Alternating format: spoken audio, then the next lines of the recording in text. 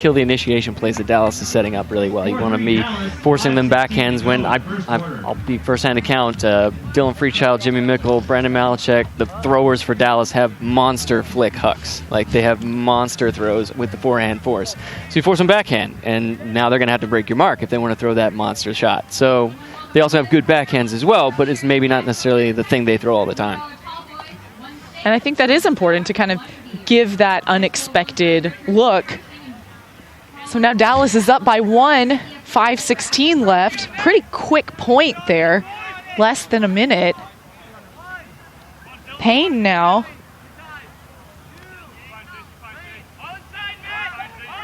And Waldron looking for that dish, trying to get it out of the end zone there.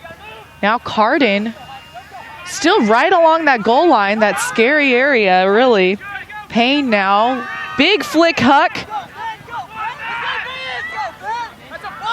Ben Bro with the extension, double covered for the score. And Nashville keeps answering back. We're tied at 4. A bit more of the same, but coming out flat one. Now, you saw the double coverage there with Coach Patrick Everly peeling off his man to help deep, and that's just field awareness, seeing that, oh, my guy's possibly getting deep, I need to come help. But at the same time, he got his back turned and whatnot, thinking, oh, maybe that throw's not actually coming up. But Nashville is proving that they're going to take the shot, and they got guys that can run it down too. So. That was a great cut from Bro. Yeah, it was a great throw. To lead a guy going that fast, outrunning some of these faster athletes. It was an impressive play on both sides. So Dallas O-line back on the field again. Matt Slater-Gallen to pull for Nashville. Yeah. That's why I'm trying to use my hat a little bit. It's like, because right in here is where it gets. Casey Hogg catching it for Dallas to Malachek. Malachek looks backhand. Ends up finding Jay Frood. Quick swing over to Dalton Smith. Smith now to Freechild. Freechild motioning an undercut. Ends up finding Ben Laurie. Laurie now on the near sideline. Nice flick over the top of Jay Frood.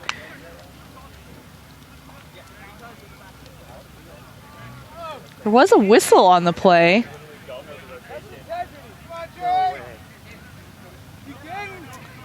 Defender seems confused, thinks he might be... Integrity rule. Jay Frood says no foul there. I think it looked a little too over his head to really be catchable, I think, to be considered a foul. It was good positional defense, so Jay coming over the top of him, and it's hard to foul a guy that's coming over the top of you. Slater. That being said, Jay is really good at coming over the top of players to get Ds. So. And that's a block from Jay Frood. Nationwide Overspray Defensive Player of the Week. For good reason. Malachek now picks up, finds Ben Laurie. Laurie now to Freechild. Freechild, big backhand. Jimmy Mickle in the deep space, double covered. Jimmy just picks that right out of the air. That's really just one of Jimmy's great qualities. When he is going deep and he can size up a throw, he's very good at using his footwork, getting a good time jump, and just snagging it over people, even if they are close to it. He's very good at reading when and where to attack with this. It's a great throw from Dylan Freechild as well. Told you they have really good backhands too, but go figure. You can't just expect them not to take the shot. Right. So 3:20 left in the first quarter. Dallas 5, Nashville 4. Nashville keeping it close. Trading points so far. They are. Matt Bennett to pull again for Dallas.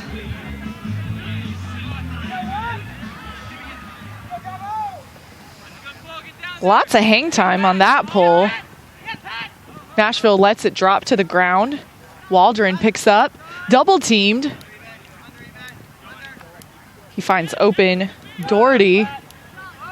Quick dishes now. Barnhart throws into traffic. Zach Riggins with that interception. Chris Larberg now to Reed Bacon. Finds Ben Lewis. Quick dish over to Larberg. Larberg taps it in. Holleran now in the middle of the field. Back to Bennett. Little strike and go movement there between Holleran and Bennett. Now to Riggins upfield. Bennett catches in stride. And the scoober over the top, but just out of the reach of Reed Bacon. Sometimes Bennett does catch his own players off guard with his predictability.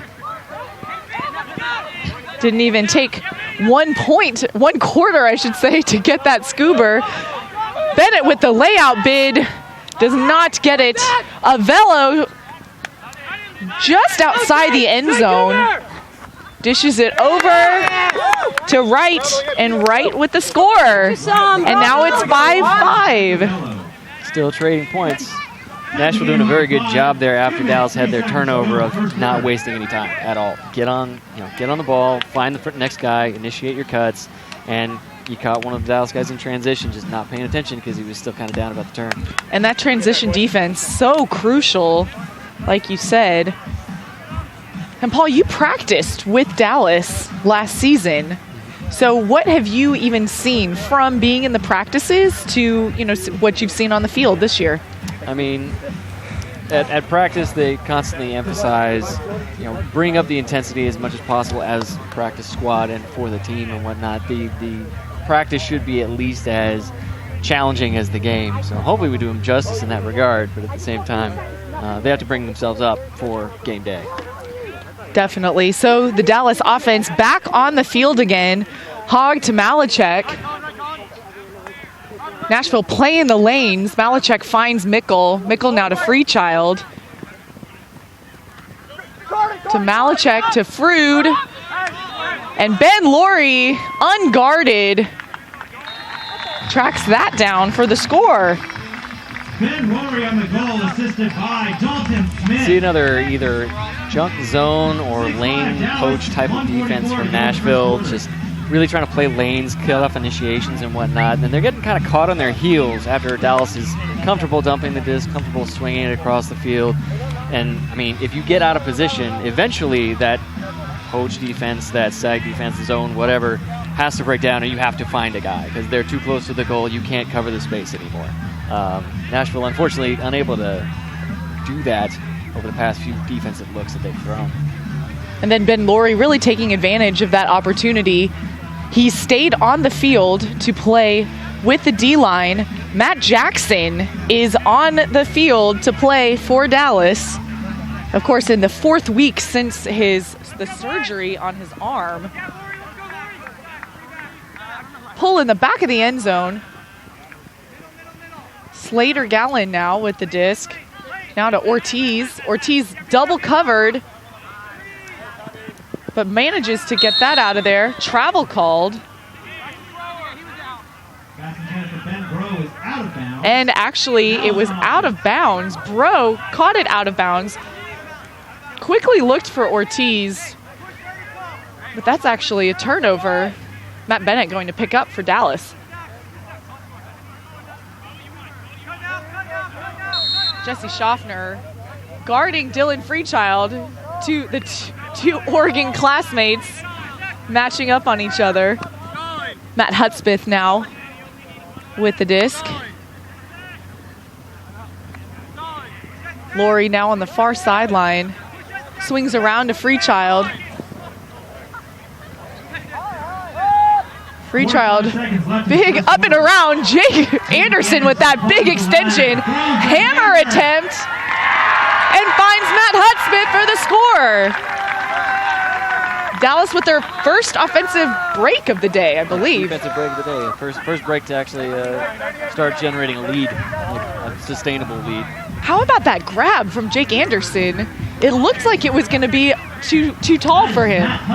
It's rare that it's too tall for Jake Anderson. It's if true. there's one thing he knows how to do, it's play big. So stands at least 6'4", has very good ups, coaches basketball for a living. He knows how to play tall. 38.2 seconds left in the first quarter. Dallas up by 2. It's 7-5. Jimmy Mickle with the disc to pull for Dallas.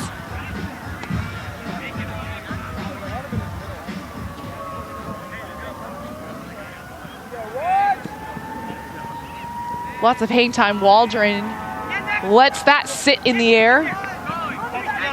Goes to Phillipson. Phillipson now to Lindsay. 30 seconds remaining in the first quarter. Waldron finds Barnhart. Barnhart now to Ray. Ray to Wright. 15 seconds, 15 seconds. Wright fakes out, finds Barnhart. 10 seconds. Barnhart to Wright. And Nashville scores with 4.6 seconds left in the first quarter. Lindsay with that continuation cut for the score. And really, I mean, like, it may have become a factor, it may not have. We had several fans from the stands counting down a preemptive finish to the quarter when time had not actually expired. And while it may mess with an offensive player trying to bait them to take a shot, it may also mess with a defensive player thinking, oh, okay, I'm good, the time ran out. Oh, wait, there's still 10 seconds left in the quarter. That's very true, and you could hear the Nashville sideline yelling the true time that was left, so their team maybe wouldn't get quite as confused as what the crowd is chanting. So now Matt Slater-Gallen to pull. 4.6 seconds left. Not quite the standard O-line on for Dallas. But some throwers and some athletes. I guess that kind of sums up Dallas in general, but That's a monster pull. Have to be adaptable. With the noticeably not hammered pull. Mickle now launches his flick huck. And almost caught by Ben Laurie. But Hardesty says, no thank you. And it was good for Nashville to be aggressive on that D. Like, make sure that you have a guy making a play on the disc, no matter where it happens to be. And even if you're outnumbered, you have to make a play on that disc. Because you saw Jay Fruit may have been able to get up and try and greatest it, infield greatest, as happened to Dallas last year during the championship weekend. Right. To actually save the point at the end of the after time as it expired. So at the end of one quarter, Dallas is up 1 over Nashville, 7-6. We're going to take a quick break, but when we return, we'll be back for the second quarter of play. The Dallas Roughnecks. Dallas takes possession, looking for the tie.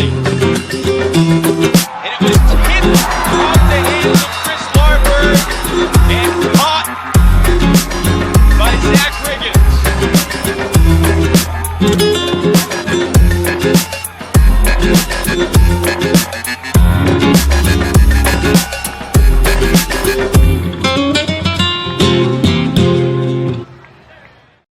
What does the most experienced advertising agency look like? Miller's senior staff brings an average of 18 years of experience to each meeting. 18 years. We know what works and what doesn't. Media and digital plans based on proven past performance. Creatives that sell first and never worried about awards or accolades. An account service that can lead your business based on 18 plus years of success. Our team is ready to join your team. We're back at the Colony 5-Star Sports Complex for the second quarter of play, the Dallas Roughnecks versus the Nashville NightWatch. Thanks for joining us. I'm Emmy Fitzgerald alongside Paul Burt in the booth. And Paul, is this what you expected in the first quarter? Trading points, Dallas with up 1 break. You know, as much as it's not necessarily what people expected, I can't necessarily say that I'm surprised it's possible. Like, I think too many people wrote this game off. Really, too many people have been writing this game off, and hopefully Dallas is not writing it off, at least anymore. You know, like we talked about coming out flat. We talked about respecting your opponent and playing as intense as you can. You know, if you can win this game by a lot, then do it. Prove your point. And so far, they're not generating as much defense as they wanted to. We'll see how that plays out throughout the rest of the game. Nashville, again, came out extremely intense in the beginning of the game, but at the same time, sometimes that can wear on you more. Fatigue can play in because you're just so amped the entire time. Hopefully they can keep their composure and keep playing well, but we'll see how it goes. and Nashville to start on offense in the second quarter. So they get the disc first, and a lot of times opponents, especially when you're on the road, will come out and be kind of antsy and maybe have not the smoothest play to start the game. Nashville has really kept their composure, taken advantage of opportunities, and really given them different looks for Dallas to kind of adjust to. So the pull is up. Waldron receives for Nashville. He dishes it to Phillipson. Back to Waldron. Back to Phillipson. Swinging around to Doherty. Lindsay now kind of working it up in the center of the field. Avello looking for the next target, trying to look dump. Throws it to space. Doherty puts it up, and Jake Anderson appeared to slip, got the D, and now is on the ground holding his knee. Official timeout called. Did not look like he was necessarily on balance when he made his jump to make that play. And all acrobatic athleticism, aside, sometimes the landing is the hard part. And it looked like their feet got tangled up a little bit there in that defensive effort. Dr. Chris Miller, the official doctor for the Roughnecks, is coming down on the field. I think we're going to take a quick break while the medical staff is examining Jake, and we will be back after this. I loved that you guys talk about cancer awareness, and it's more about body awareness and knowing their own bodies. And I think Eric is a wonderful way to bring this into school. That you come with a complete program. The information is good. It's presented in a very professional way. The instructors do an excellent job. I think the kids overall had a great time. I can see from their responses that they wanted us to get some more ultimate discs in the school, and that we'll be playing all the way into the spring and summer. We really appreciated you coming out. We love the message you guys send. Yeah, thank you for coming out. Thank you, Eric, for coming out to the Pittsburgh area. It's a great experience for our kids. Thank you for sharing your message with the kids. We really appreciate the energy that you've brought, and I really encourage anybody else who might be interested in this program to bring them on in.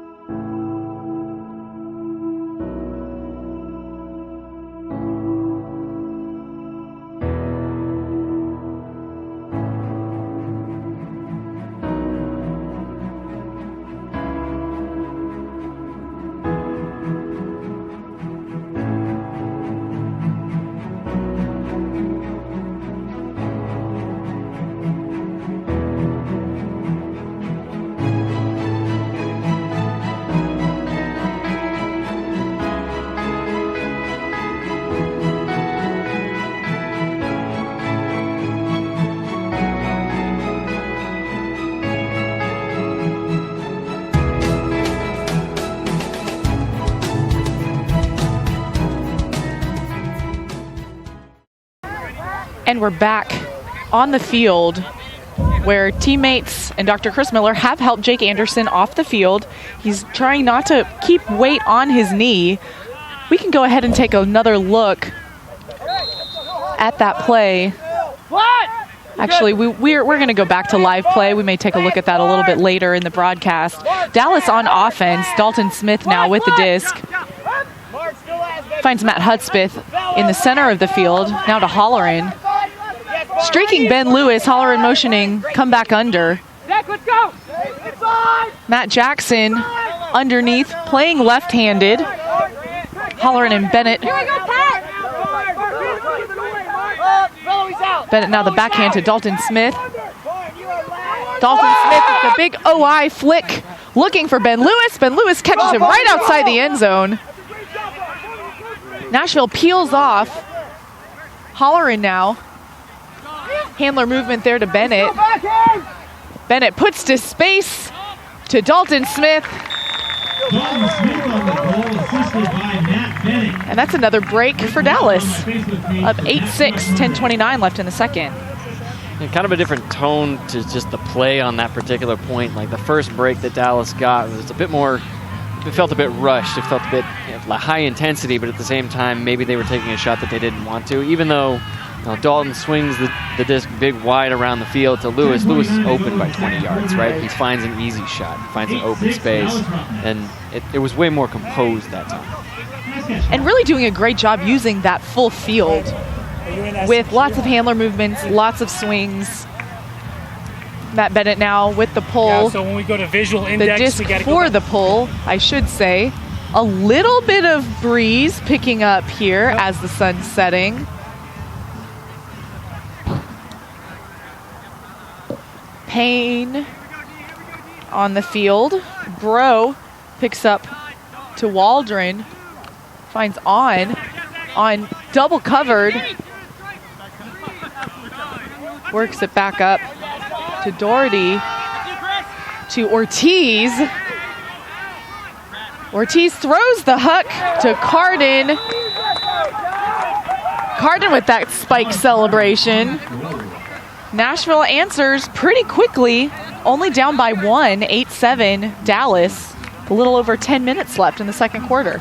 The receiver did a really good job there of really playing his game. Talked about controlling the controllables pre-game. That receiver, he's a bit of a stockier guy, a strong guy, right? And Larberg is a great leaper. He's a great fast guy as the defender, but he got bodied out by a stronger offensive receiver who maintained position on him. So they're doing a good job of controlling the controllables that they talked about. Even if the Huck hung a little bit more than they may have wanted, he played well to receive it. Certainly made a great adjustment there. Now Matt Slater-Gallen with that pull. Casey Hogg catches the pull for Dallas. Centers to Malachek. Mickle with that great plant and undercut. Nice. Outside in flick to Freechild. Freechild backhand to Laurie. Laurie looking. A little quick give and go between Freechild to Malachek. Typical Freechild style. His third goal of the night. Dallas 9, Nashville 7. And that's just one of the things about Freechild. It's like you can be within a yard of him and you're probably not even close enough yet. He's very quick, changes directions very often, and he's always looking at the next throw after he's already let it go. Like, he is a guy that keeps you on your toes constantly. Probably literally. I think it would be very, very difficult to guard a player like Freechild because he is so unpredictable. Right, and we noticed that Schaffner was guarding Freechild on a previous point or whatnot, and I actually thought she may be one of the most apt Nashville players to do that because she played with him, went to school with him, knows him, and she's kind of a quick player herself. Very agile. As much leeway as she was giving him, she knows what he wants to do. Bennett now with the pull for Dallas. Doherty now to Waldron. Double covered. Swings around to right. Good. Whoa, whoa. Jake Wright now to Lindsay. Barnhart stays with Phillipson. Swings around to Doherty. To Waldron. And back of the end zone. Manages to toe and stay in bounds. Zach Avello with the score. 9-8 Dallas, 9:16 left in the second quarter. Feels almost like the Dallas defense there was somewhat second-guessing themselves. We talked about bringing up the intensity of the defense or whatnot and like playing, more on your guy. And they seem to expect a lot of break mark throws coming from Nashville, but often enough that ended up they overplayed break side and Nashville got open force side. They were forcing towards the forehand side, which is where the score happened. So maybe almost a little bit of overcompensation there, right, anticipating those breaks.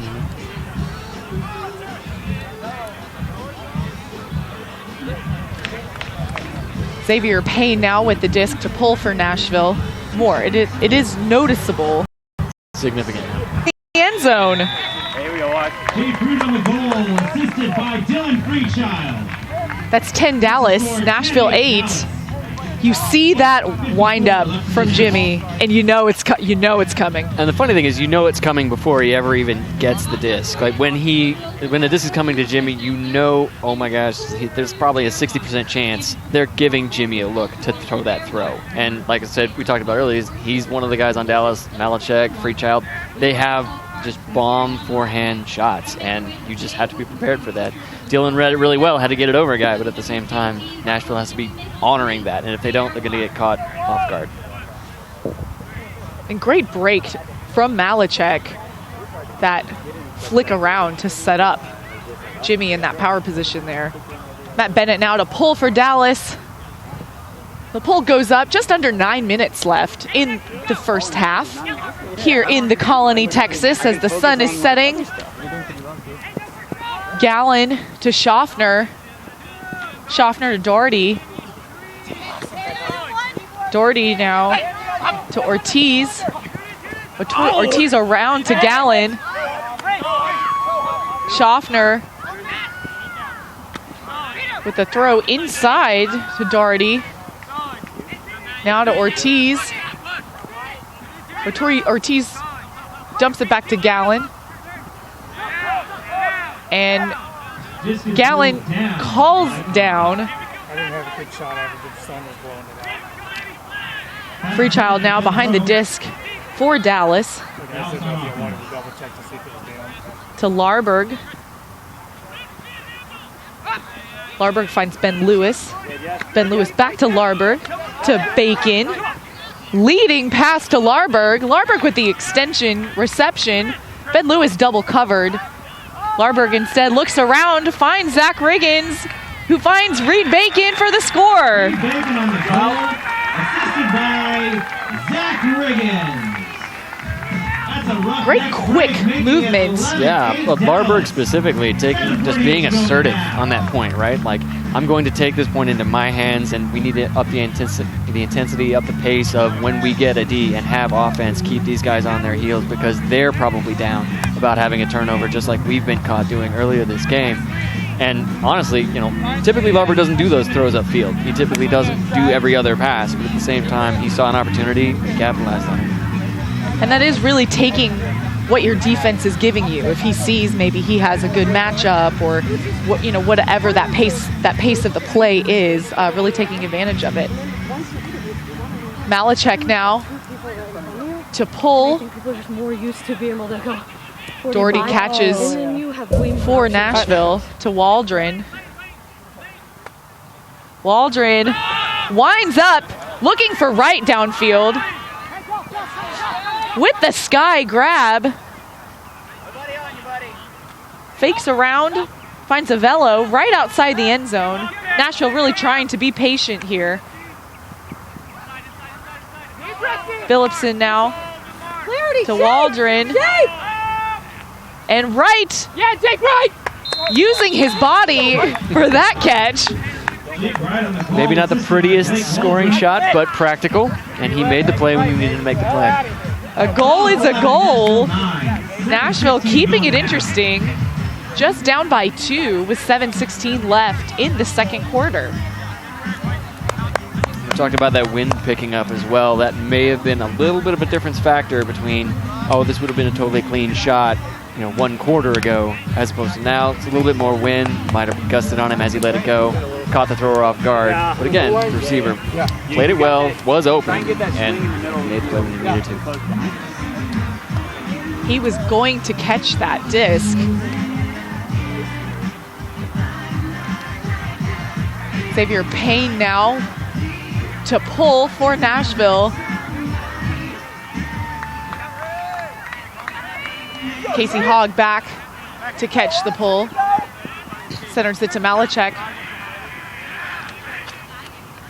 Malachek finds Mickle on the far sideline. Mickle now swings to Malachek.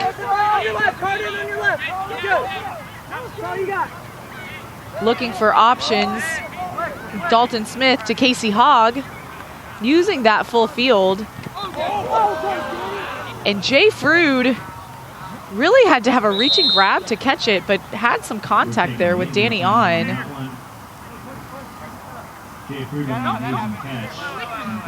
Looks like potentially his shoulder, possibly. I think there was a bit of a poach defense situation there. I think On was going for that D. Jay Frood with the closing speed. On taking an injury says to Jay, "You're big." And that's taking those risks, right? I mean, he was almost in position to get that play, and Jay had to make a play to actually catch that disc with that poach. Backhand, John. Backhand, John. So Jay Frood now with the disc for Dallas. Finds Mickle up line. Go around, Grant. Mickle to Freechild. Strike by Mickle.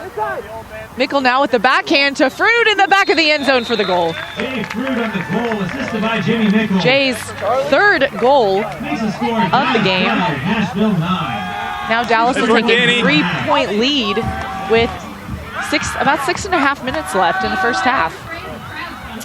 Yeah, I mean, you just see the handler work between Jimmy and Dylan and just progressing up the sideline. I'm pretty sure that may have been the break sideline as well. It was. I think and you're just right. when you get those strike passes up, it's hard for a defense to recover the mark and just send the disc back to the other side of the field. So all the defenders in a row, 1, 2, 3, caught out of position because they're playing on the side that they're supposed to be playing on. It's just how can you recover your defense is whether you get the or whether they score. Takes a lot of control too with the throws up that sideline as well with all the strike cuts. Not throwing a laser, overthrowing your opponent or your teammate, but also making it very difficult for a D there. Dallas now with the pull. And the pull, the first pass by Bro is incomplete. Give the ball to the turf monster. So Bennett now. Quick dish to Larberg. Larberg with his little twinkle toes. He's also very good at placement on his receptions, knowing when he is and is not in bounds. Bennett is just so dangerous on the goal line. You never actually know even what hand he's going to use to throw the throw. It could be any throw from either hand, either side of his body. You don't really know. So, all credit to the mark there, doing as best they can. But Bennett will find a hole somewhere. Whether it's upside down, that's a good point. Whether right hand, left hand, upside down, right side up. They're all right side up. Yeah, that throw for the goal, I think, was a left-handed offhand throw. Yeah, I think you're right. So Dallas takes their largest lead of the night by 4. 6:15 left to go in the first half. And Larberg fast down on the pull. First one there. Let's go. You're deep. You're too deep. Waldron now with the disc for Nashville. Riggins closing in on Wright, but Wright manages to catch that disc. Swings around for Waldron. Waldron keeps it alive. Back to Jay. Too deep. Back to Doherty. Up the line strike, but Ben Lewis is there. Matt Bennett now. Come on, kid. Sees Chris Larberg, but a block from Phillipson. A little too conscious about his placement there. Didn't realize there was a defender closing in. Wheel that open side and open it up. Now Nashville has another chance to score, but they have to work up most of the field to do so. Up the line strike, but can't be caught. Bennett now saying, slow it down. Let's get it under control here. He picks up for Dallas. Riggins with the strike cut. Catches it right outside the end zone. Looks for Reed Bacon, but actually finds Bennett. Bennett with the blade to Bacon, just out of reach. Just saw an opportunity, and sometimes you really shouldn't throw that thumb or blade for the goal. I don't want to tell Matt Bennett not to throw the throw he wants to throw at the time, but at the same time. But you could tell also that Reed Bacon really wanted to catch that. He kind of hit the ground. And he also really didn't expect it necessarily until it was in the air. Such as playing with Matt Bennett. Nashville now another chance on offense. Phillipson to Waldron. Back around to Doherty. Now Wright closes in. Nice, Patrick Lindsay. Nice, yeah, Pat. Wright to Lindsay. Lindsay to Barnhart. Barnhart on the near sideline. Phillipson thought he might be in, but just on the goal line. Swings off the line back to Barnhart. Barnhart now to Wright. And Matt Jackson, I think he probably would have bid in another situation. You could see it on his face. Instead, Zach Avello gets his third goal of the game. 13-10 Dallas. 4-13 So we spoke with Roughnecks. Matt Jackson before the game, and pretty frank, Matt, why are you playing? You had surgery not that long ago. And Matt said he actually has about 90% of his range of motion, and his surgeon, Dr. Chris Miller, said, keep doing what you're doing. Yep. Do what you have done. Don't put weight-bearing activities on that right arm. Yeah, don't strain yourself too much, but Matt, said himself, well, this is what I normally do, so I should just keep playing the game. So he's here, but he is playing left-handed. He's not even trying to pancake catch. But if you know Matt, he's the heart and soul of this team. Now Dallas on offense. Malachek to Casey Hogg. Hogg back to Malachek. Swings it around to Mickle. Over the top to Freechild. Freechild to Frood. Finds Dalton Smith coming underneath. Dalton Smith with the hammer. Freechild open in the back of the end zone. Give the hammer assist to Dalton Smith. Seems a lot more of Nashville playing as the lane, playing a zone, but getting caught out of position.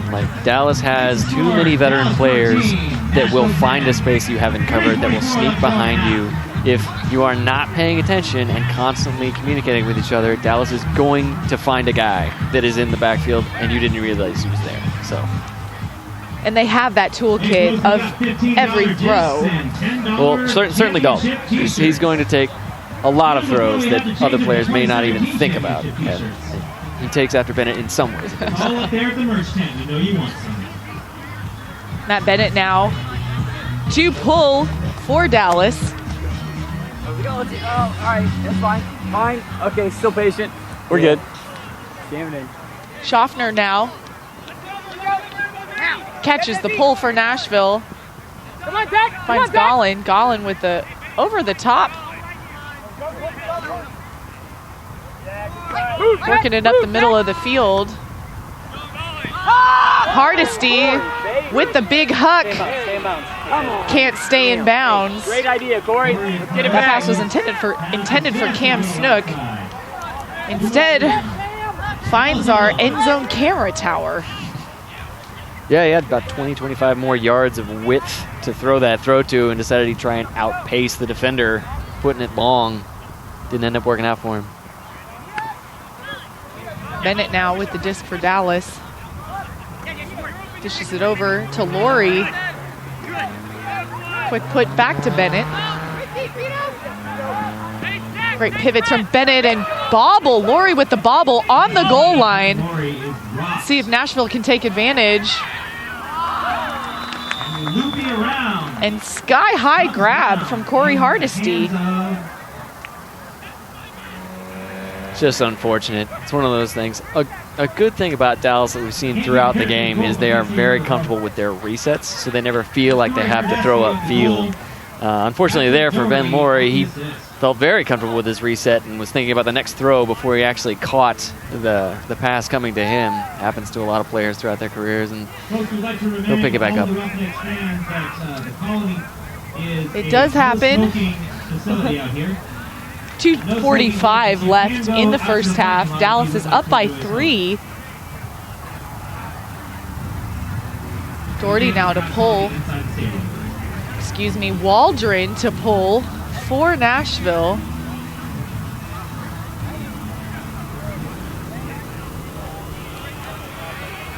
That pole hanging on the far sideline, ends up landing out of bounds. So there are a few Nashville poles flying out of bounds to that side of the field. The wind generally pushing that way. Malachek now taking it to the brick mark in the center of the field. First cut to Jimmy Mickle. Freechild going deep. Mickle finds him. Freechild about 5 yards outside the end zone. And Casey Hogg with that cut for the score. That's his first goal of the game. Dallas is up by 4, 2:28 left in the first half. Another laser shot from Jimmy Mickle on the around break mark there. That's really one of the more impressive things about him. We talk about his windup on his flick and how much range he has and how clean his throw is. But the bigger thing that I constantly recognize about Jimmy is breaking marks. Like when you force him backhand or when you force him flick, he will reach so far out and get around so many marks. And, you know, that thankfully shimmy, Dylan has played enough with him to know that's coming. Oh my gosh, seriously. The shimmy fake and then the step out. Yeah, it's mesmerizing. It really is. So powerful. It is mesmerizing. That it shimmy. really is. That mesmerizing shimmy. Matt Bennett now with the pull for Dallas. Waldron back to receive for Nashville. Payne now back to Waldron. Big Huck goes up. Ortiz tries to lay out for it, just out of reach. Jason Holleran now with the disc. Finds Matt Bennett. Matt Bennett kind of looking for that dump option. Finds his compadre, Dalton Smith. Smith now to Lewis, to Holleran. Holleran with the flick. Not quite a receiver. Definitely there. looked like they weren't on the same page. I don't think Larberg was expecting that throw to go. I don't think so either. Nashville now picking up. Go, Javi! Yes. Cardin with that reception stays in bounds. Now on the sideline. Strike up the field.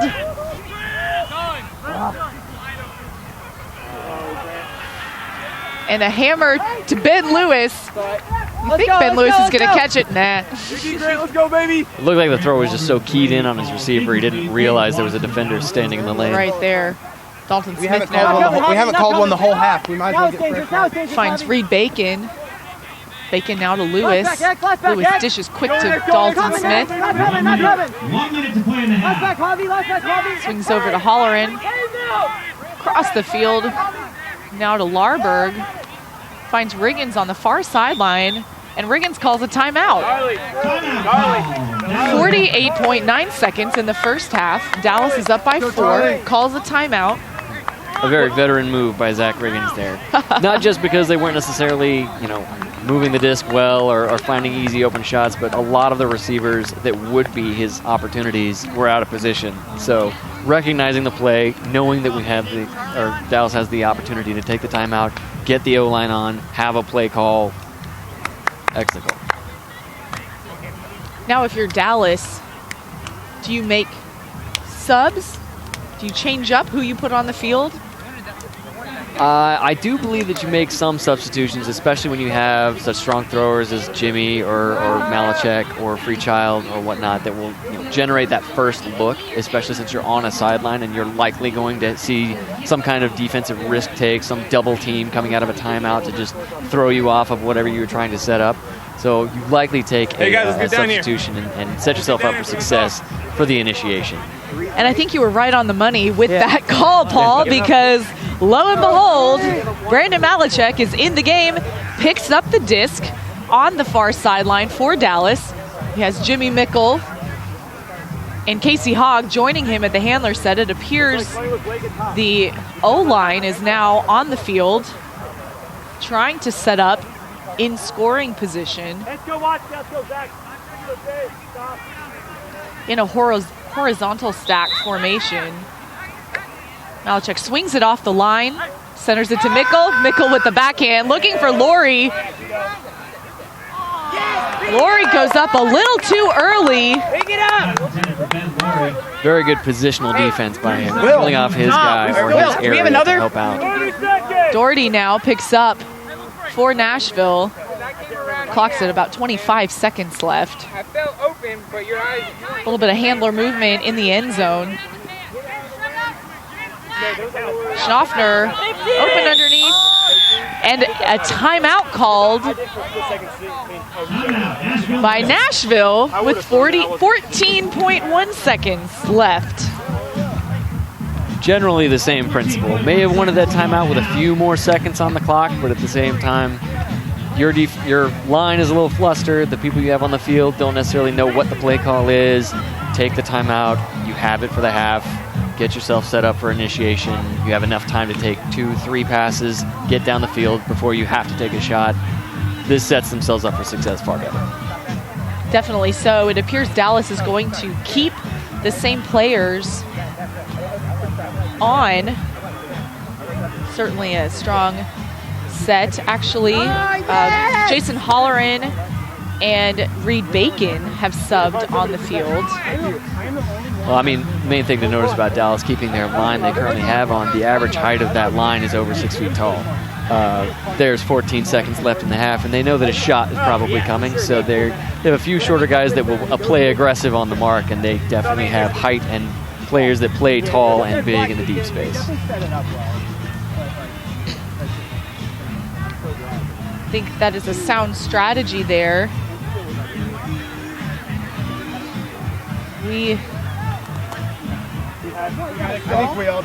Waldron with the disc for Nashville. Dalton Smith on the mark.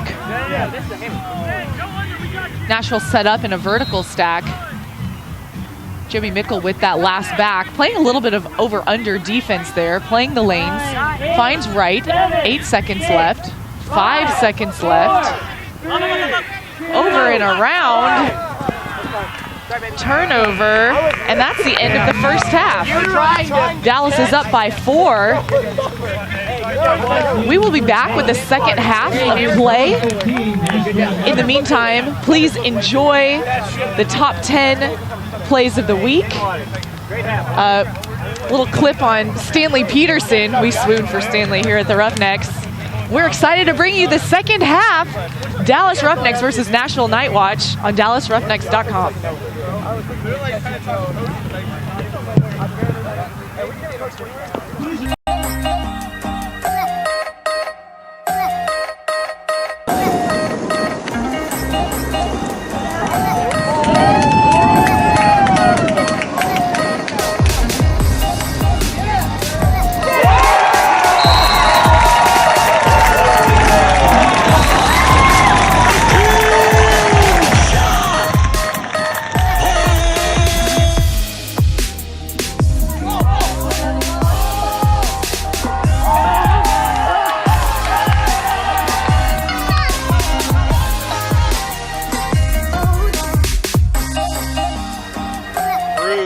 One.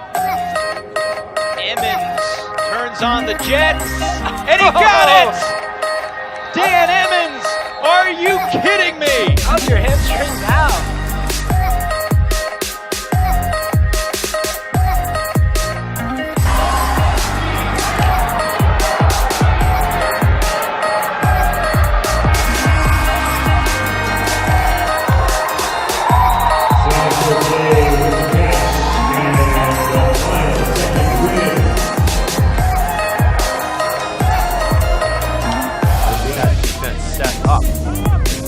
They immediately take a shot.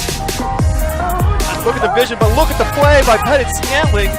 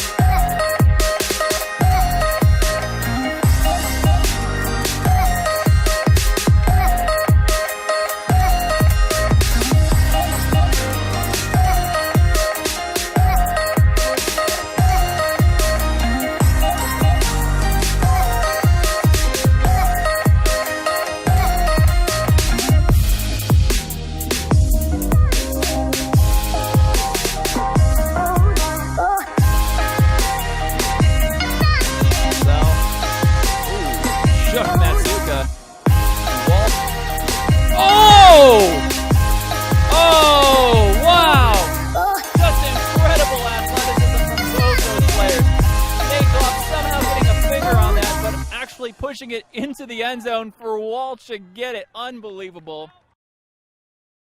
Telegraphed. Huge huck into double coverage. That's not going to happen. And a big layout. And it. No way. It's. Oh! They're caught! No. They are signaling it a goal! Oh my God. Unbelievable catch from DeClerc. I think that's Brian Schoenrock, 16. You're absolutely right, Hector. Schoenrock. I mean, who else would have the length here? We see if we can get an angle on it from this. Oh my gosh. Can't really see him make the catch there, but. Play hockey. Number 8 Ultimate Disc League action. I call that the Frisbee. Brian Schoenrock laying out. Oh, goodness, what a play. Nabs that before it hits the ground. His gravity. You want to talk about a saucy pass, right? Had that one in the early on in that game for the. Is that a drone or a jib? The Ducks, but that was excellent. And you can bring dogs on the sideline. To defray the costs associated with running the league, and when Nationals was held in Frisco, she planned and ran the food for all volunteers and employees alike. Becky is a fan of the people, the smiles, the friendship, and really is the epitome of what the spirit of the game is all about. We're honored to present the 2017 Big Jim Spirit Award to Becky Burnside for her dedication and passion to the sport. Let's hear it for Becky!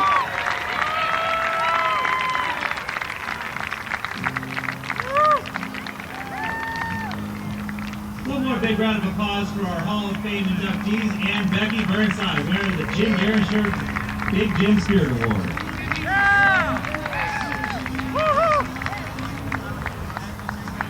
And now let's direct your attention to the north and south end zones. Yep. North and south end zones, where the Lucas Warcats are going to scrimmage. They've been volunteering.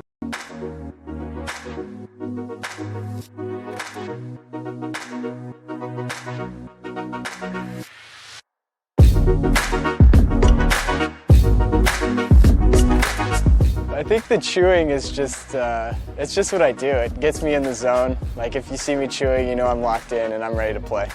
I think it first happened when I got this one piece of clothing my freshman year at Colorado. And it was just a little too big and it felt right to just grab it. And then it turned into me just chewing on it constantly. And so now it's just a deep V. And yeah, that's all it is. People give me a lot of flack for it, but I think the hardest part is just trying to get rid of a jersey when you're trying to trade it to someone and they look at it and it's like chewed all the way around the front of it. It's like no one really wants that, you know? So I just kind of have a lot of jerseys laying around that I can't get rid of, but whatever. I like it.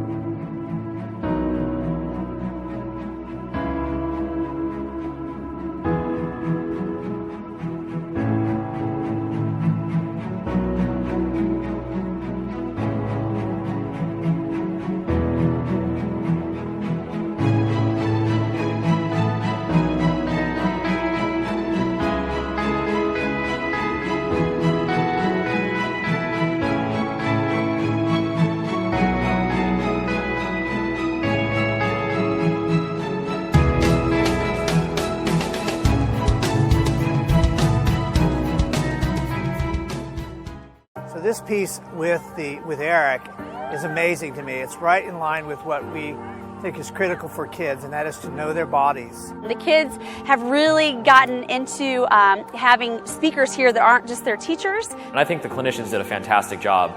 All the kids were engaged, none of them were distracted. They seemed to get into it right away. I just want to reach out to Eric and tell him, thank you for coming and sharing the message that our kids can speak up.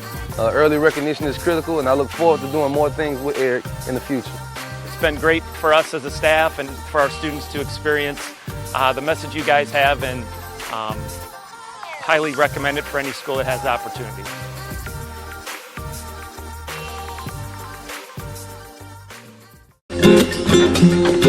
Dallas takes possession, looking for the tie.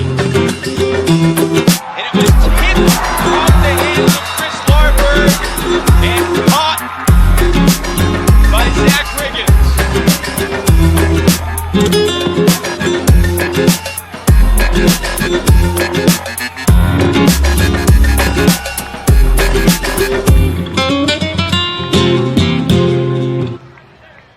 Yeah, I loved that you guys talk about cancer awareness, and it's more about body awareness and knowing their own bodies.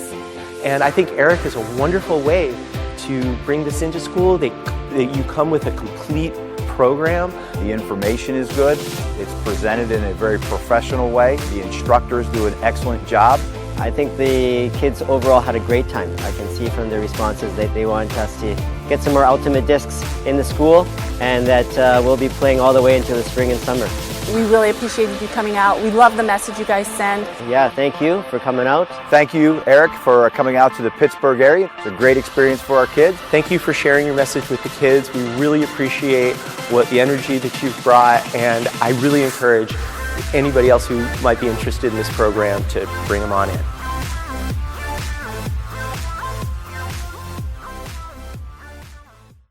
What does the most experienced advertising agency look like? Miller's senior staff brings an average of 18 years of experience to each meeting. 18 years. We know what works and what doesn't. Media and digital plans based on proven past performance. Creatives that sell first and never worried about awards or accolades. An account service that can lead your business based on 18 plus years of success. Our team is ready to join your team.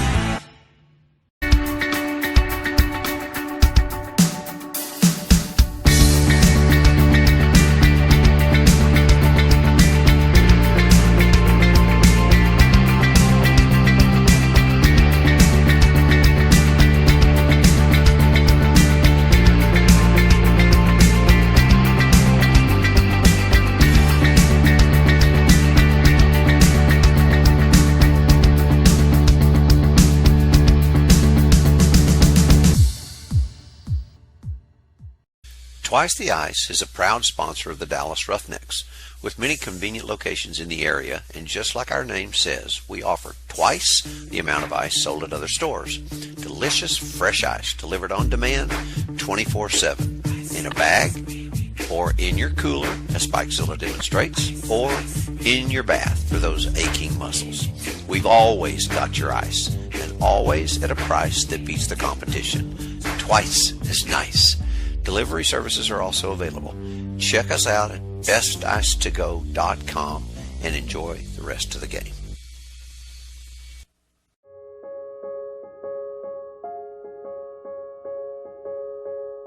Early recognition is critical. Teaches middle school PE classes about ultimate frisbee and cancer symptom awareness. We're a registered nonprofit that advocates for an active, healthy lifestyle, body awareness, and speaking up if something is wrong. Skills that, when it comes to cancer, can help save a life. Ultimate is a fast-paced team sport that's self-refereed, non-contact, and co-ed.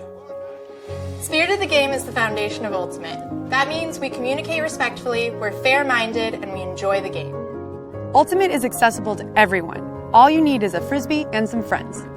Our team of coaches is made up of experienced and passionate leaders from the Ultimate community. We teach kids that playing fair is more important than winning. We can come to your middle school and run your PE classes for the day.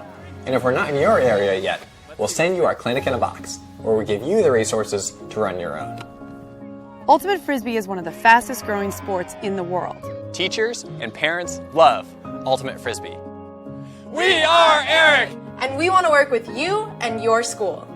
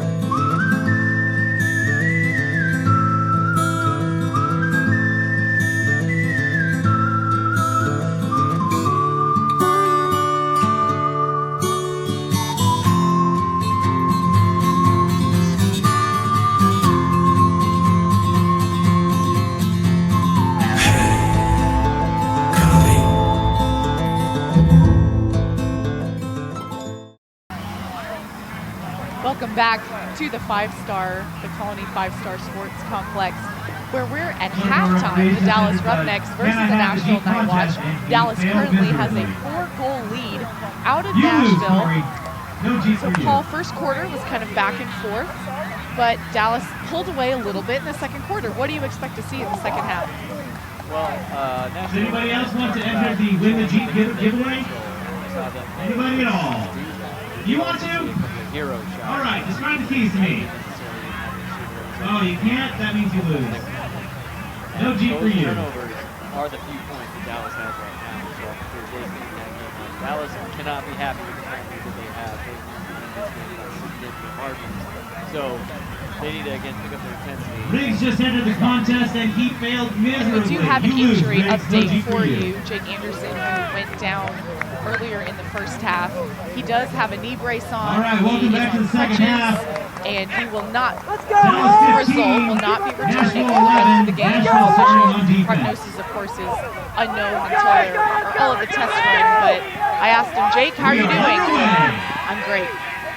Always such a good attitude from Jake Anderson. Dallas now to start on offense. But that throw just out of the reach of Ben Laurie. Now Nashville, midfield. Payne with a hammer over top, but Ortiz cannot complete it. A guy that was probably open, but a little outside the box. Just taking too many risks on that one. Now Dallas has another chance here. Ben Laurie, the big backhand. Dylan Freechild in the deep space. He reads it and is just outside the goal line. Dishes it to Casey Hogg. Casey Hogg will get the first goal of the second half. Dallas is up 16-11. It's another veteran move from Dylan Freechild there. He knows he's not a very tall guy. He can play decently tall, but at the same time, he also knows that if that disc sails, he can keep position on the defender who's trying to be aggressive and get it early, and just make sure the defender can't recover after he tries to make his play. Disc sails a little bit. Dylan gets a free grab. Really great read from Dylan Freechild there. Good follow from Casey Hogg as well. So even though Dylan was just on the goal line, Dallas can still get that quick score. Matt Jackson on the field for Dallas, giving a lot of pump up, the defensive captain. Matt Bennett with the pull.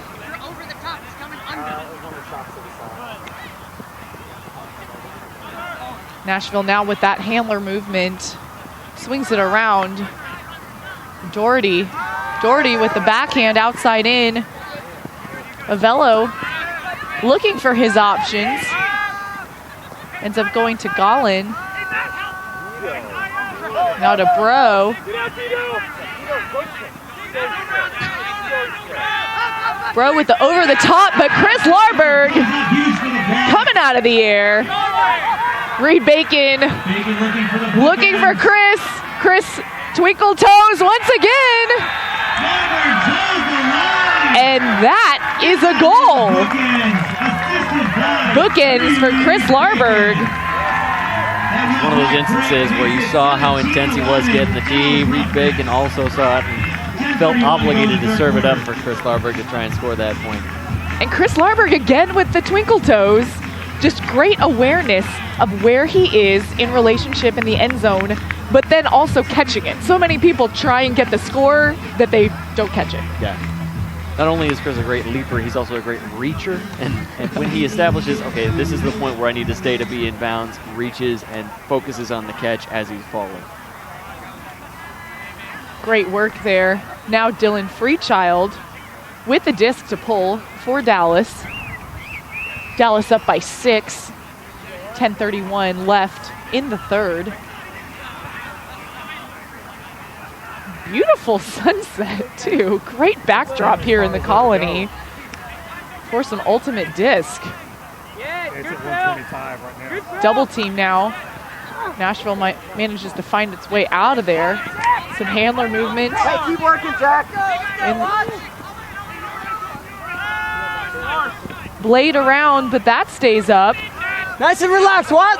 Doherty now to Barnhart. Barnhart launches the backhand, looking for Wright. Wright trying to close in. Dylan Freechild nearby. And that's a no-go. Hey, good luck, Barney. And that wasn't Freechild's man. That is him being heads-up defense and extremely fast to make up that distance. Now Freechild. Last back, Barney, last back. To Frood. Frood bobbles. Says my bad. Now NightWatch in scoring position. Waldron to Phillipson. Phillipson with the fake around to Barnhart. Barney, as he's known. Phillipson on the goal line. Move it. Swings it back around to Barnhart. Now with the backhand break, Wright with that score. Jake Wright's third goal of the game. 5-goal lead. Just more, controlling what you can control. They got on that front corner 2-3 different times in that possession. Never felt like they had to just stick it into the front of the end zone. They had a reset, they took it. Eventually Dallas gets sucked over to the far side. They think, oh, we have to guard this front corner. This is the danger zone. Opens up the guy on the break side. Great backhand break from Barnhart.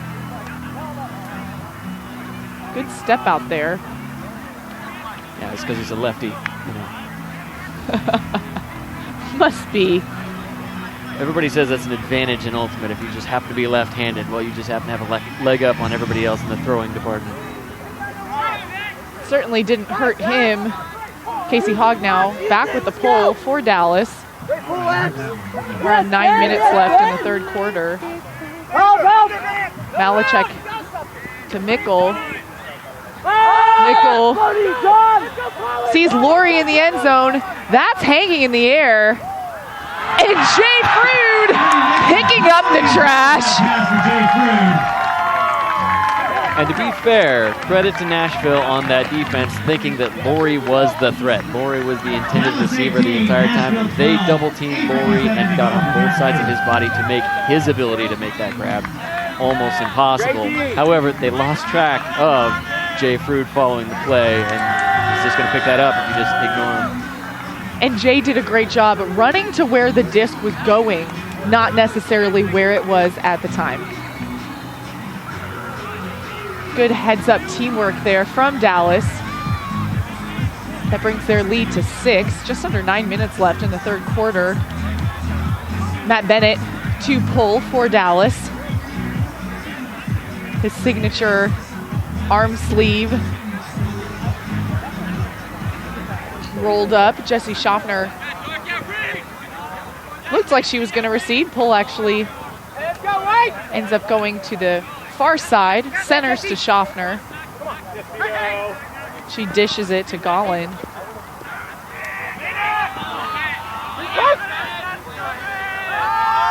Hardesty, big look, but just too far ahead of Doherty. Nashville calls a backhand force. As Bennett's going to pick up the disc. Dallas on offense. Matt sleeves of the opposition party. In a horizontal stack. Bennett breaks around to Hogg. Hogg back to Bennett, back to Hogg. Hogg now looking for Zach Riggins. Zach Riggins catches it in stride. Goes to Ben Lewis. Ben Lewis with that big backhand fake goes back for the backhand to Jason Holleran. Now centers it to Casey Hogg. Casey Hogg with the backhand look to Ben Lewis. And Ben Lewis with the score. So really well-placed backhand there. Casey's very good at seeing the lane that the disc has to take. It can't be a straight shot in that instance. There's two defenders standing in the path. But you put this nice IO into space that just sits up for Ben. He actually has 5-10 yards on the guy that's supposed to be marking him, and all the other defenders just have to be either behind the play or on the other side of the field. So, well-played throw. Puts Ben Lewis in great position and brings Dallas's lead 19-19 over Nashville's 12. Just under 8 minutes left in the third quarter. Jimmy Mickle with the disc to pull for Dallas. I believe the 7-point lead is the largest Dallas has held so far this evening. That pull's got a lot of hang time. Nashville lets that fall to the ground. Waldron to pick up.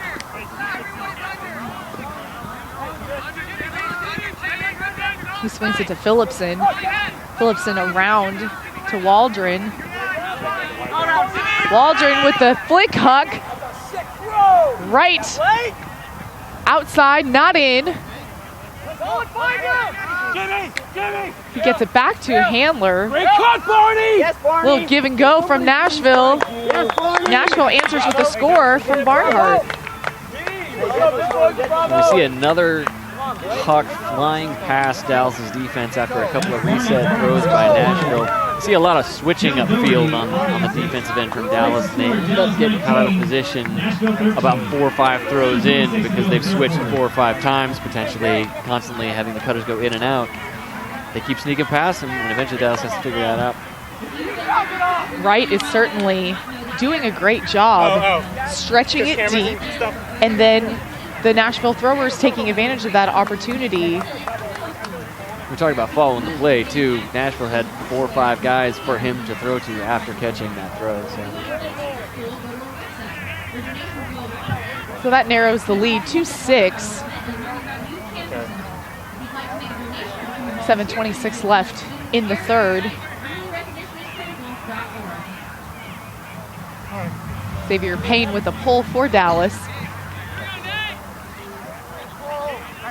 Casey Hogg reading that pull to receive. All that hang time really allowed Nashville to run down hard on the pull, not giving those easy handler movement. Jimmy Mickle now fakes the huck, finds Brandon Malachek instead. Malachek instead with the big huck. You have Jay Frood and Dylan Freechild, and Jay climbing that ladder.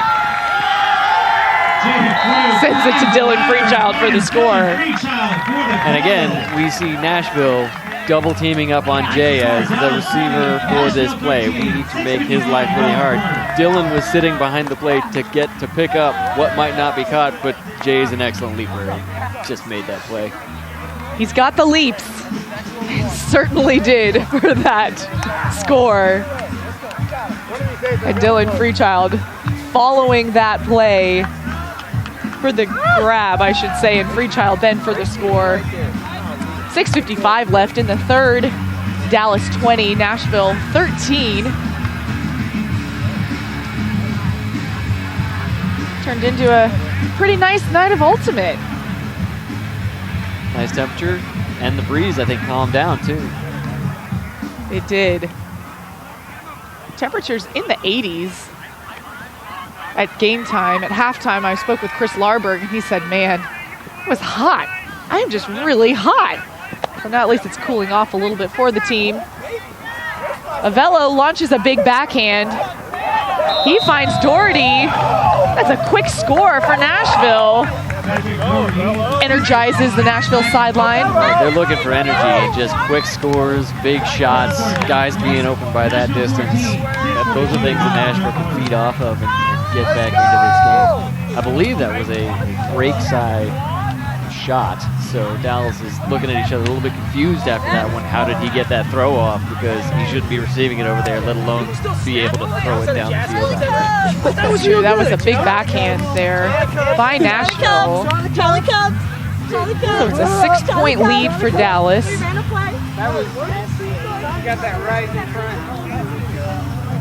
I don't know that Nashville has gotten a break in this game yet. If they want to actually reestablish the score and get back to being on even footing, they need to get defensive points. Gosh, and that is so difficult to get multiple breaks against this Dallas offense. Casey Hogg catching the pull. Nashville running down in this zone look. Dalton Smith, hammer over the top. Will it stay in bounds? Out of reach of Ben Laurie. another example of trying to throw a different look at them, and they took a shot they probably shouldn't have. So you're talking about those offensive breaks. Nashville in a break position if they can convert here. Phillipson and Waldron in the back. Hammer goes up to right. And that pass is completed for a score. That is an offensive break for Nashville. And I don't think that's the first time this game he has made a very athletic play, getting over and getting a score for the team when they need it. Very limited number of autographed discs up at the merchandise tent. So the Dallas O-line stays on the field. The game is within 5. A little more than 6 minutes left in the third quarter. So if you're Dallas, how do you keep the break train from leaving the station? Well, I mean, it's one of those things. People think, oh goodness, we got broken as an offense. But to be fair, these defenses do know what they're doing. They're throwing out different looks. Eventually they're going to get opportunities, and it's very possible your offensive line gets broken and you get scored on. That doesn't mean you throw out the playbook. That doesn't mean you sub off the whole line. You get your composure. You figure out what was the one thing we didn't do right, and you change that for the next point. Casey Hogg catches the pull. He's able to get it to Malachek, to Mickle. Laurie now with the deep look, but actually comes under with that under reception. And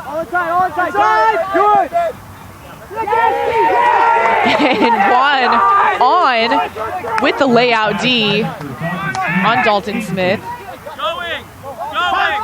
Xavier Payne picking up for Nashville. He finds Grandin.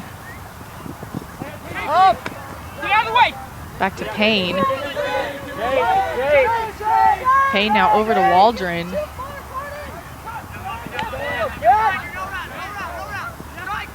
Bro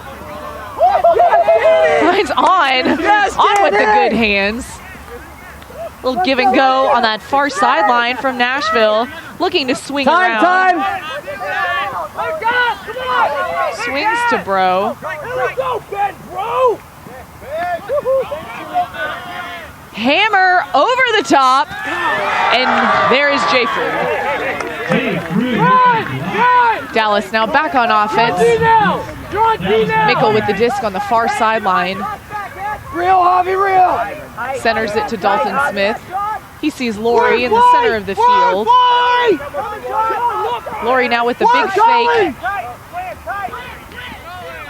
Frew gains a lot of yards. Shoots kind of a laser to Freechild, but Freechild manages to catch that. Mickle with the great fake. But there's Nashville. Another chance on offense. But the double team, it looked like they wanted to call a timeout. The timeout was called prior to the drop. So Nashville will keep the disc out of this timeout. So Nashville has the opportunity for a second consecutive break.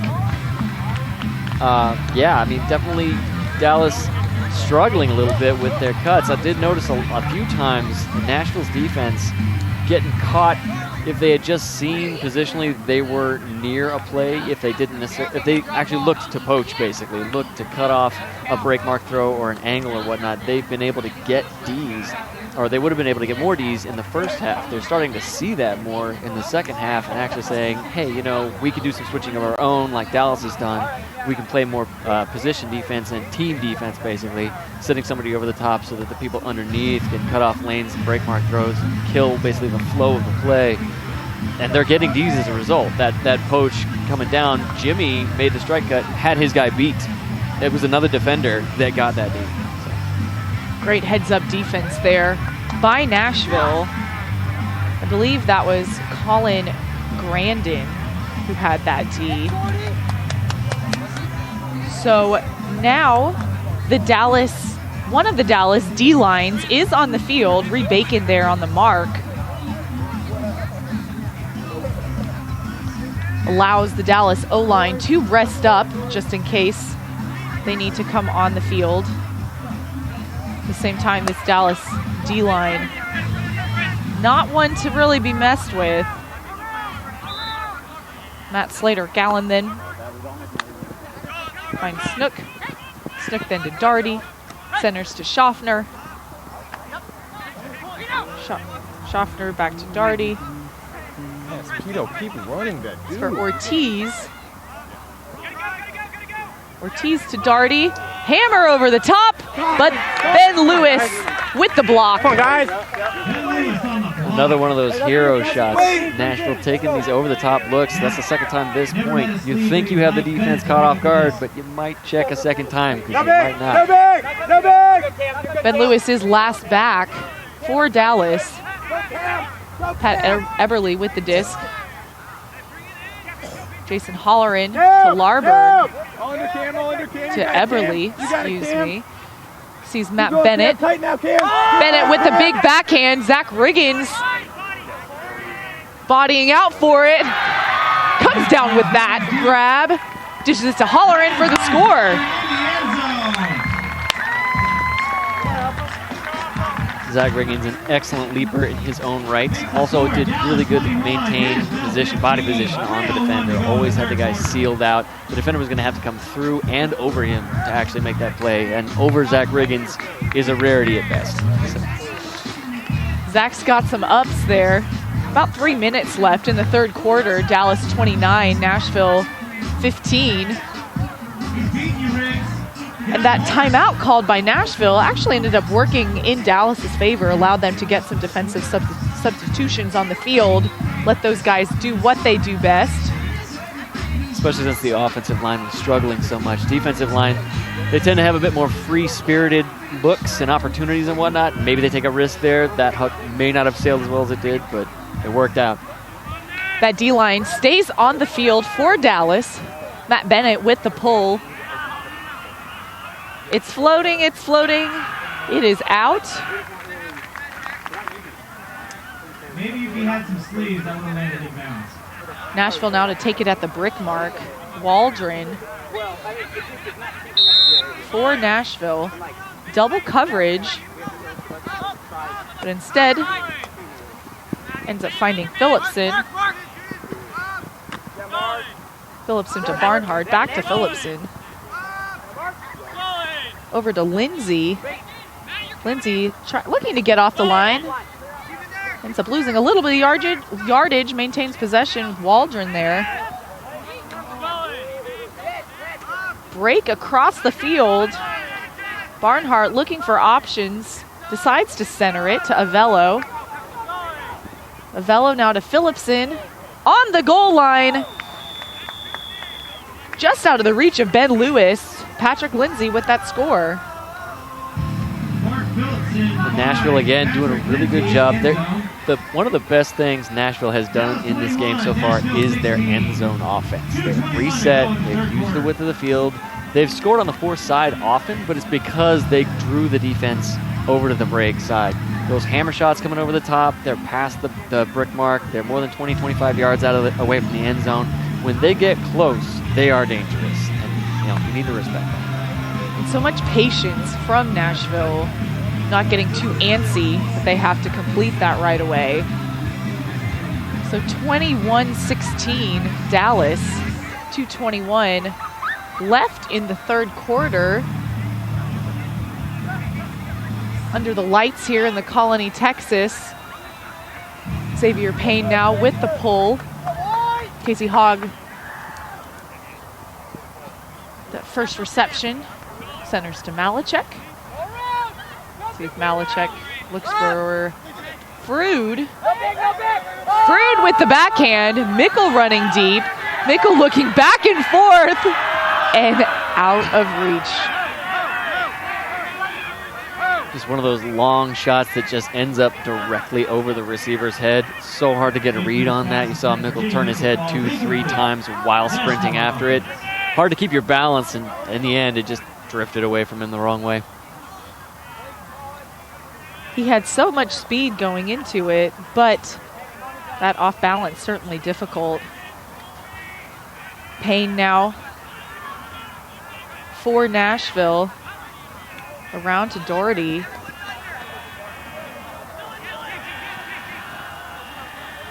Doherty to Payne. Payne to On. On double covered. And Jimmy Mickle with the disc. Looks hammer over the top, sees Dalton Smith. It's a Dallas score. Good heads-up defense from Jimmy Mickle there. Yeah, Jimmy came in, made the play and whatnot, but you saw that opportunity generated just because Nashville got a little bit antsy. They're sitting in their own end zone trying to have to go 70 yards or more to score, and maybe took a shot just to get it out of my hands that didn't need to actually take. Jimmy Mickle ends up finding Dalton Smith in the back of the end zone. Good positioning there from Smith. 22-16, minute 10 left in the third quarter. Matt Bennett to pull for Dallas.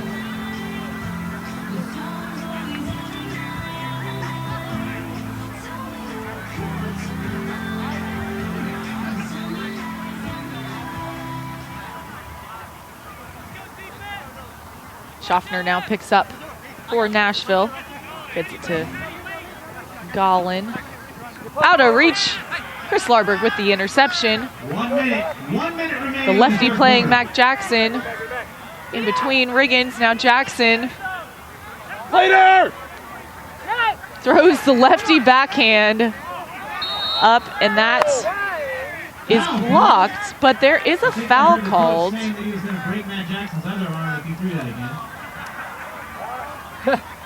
Ben Lewis will pick up on the goal line. Centered outside the end zone. Dallas in a vert stack end zone set. Larberg with the shimmy. Ben Lewis is looking for the foul. It's not called. The disc is going up to Phillipson, to Avello actually. And then Avello to Bro. Nashville ends up scoring. Looks like Dallas just didn't really get back on their defense there. Definitely looked like Ben Lewis was making a case for a call, and he may be well right in believing that that was a foul. It may have even been a foul, but it was one of those cases of this is the pro league where the refs make the calls. You can talk to the other player and make a case for the integrity rule, but it did not look like he was going to take that. So you have to get back and play defense. You do not call your own fouls in this league. And that's one reason I think the AUDL has refs in the league to keep the game moving. The refs are there to call fouls. The integrity rule is there because we play with spirit of the game. But at the same time, you don't have those long arguments or heated discussions, yes, as you will, and sometimes it in does college. Save a few heated instances between players as well. 16.1 seconds left in the third quarter. Dallas now on offense. That's just that out of bounds hot spot. Yeah, the wind hasn't disappeared. It's not quite as what it got up to, but it never really got up to much. Malachek now without shades. It's kind of that Blady flick to Ben Laurie. Laurie now sees Hogg. Hogg continues to Smith. 5 seconds. Smith over the top to Malachek. Malachek to Frood. That's a Dallas score with 1.7 seconds left. And that's really good recognition by Dallas, seeing 17 seconds left in the quarter. We can make 5-6 passes in 17 seconds to go 10, 20 yards at a time or less. Nashville thinking, oh my gosh, there's only so many seconds left in the quarter. We have to be playing over the top. It's going to come. There's going to be a shot. There's going to be a shot. And when that shot never comes, they're all playing over the top. Jay Frood's open in front of the end zone because people didn't pay attention to, oh, we got to be in front of the guy if it comes short. And then now it puts Nashville in a difficult position to still score in this third quarter with less than 2 seconds remaining. Dallas up by 6. Jimmy Mickle with the pull. The clock won't start until Nashville makes contact with the disc. It does land inbounds. Goes up. It was released, so if this is caught, it will be for a score. And it was just bobbled by Carden. I think he didn't quite expect that the disc was actually coming to him. You don't expect to catch the end of the quarter point foot off the ground when there's like 6 foot tall people jumping 4 or 5 feet off the ground around you. Certainly exciting. So it's 23-17. We've got 1 quarter left to play. We will be back after a quick break. You're watching the Dallas Roughnecks on DallasRoughnecks.com. I loved that you guys talk about cancer awareness, and it's more about body awareness and knowing their own bodies. And I think Eric is a wonderful way to bring this into school. You come with a complete program. The information is good. It's presented in a very professional way. The instructors do an excellent job. I think the kids overall had a great time. I can see from their responses that they want us to get some more ultimate discs in the school, and that we'll be playing all the way into the spring and summer. We really appreciated you coming out. We love the message you guys send. Yeah, thank you for coming out. Thank you, Eric, for coming out to the Pittsburgh area. It's a great experience for our kids. Thank you for sharing your message with the kids. We really appreciate the energy that you've brought, and I really encourage anybody else who might be interested in this program to bring them on in.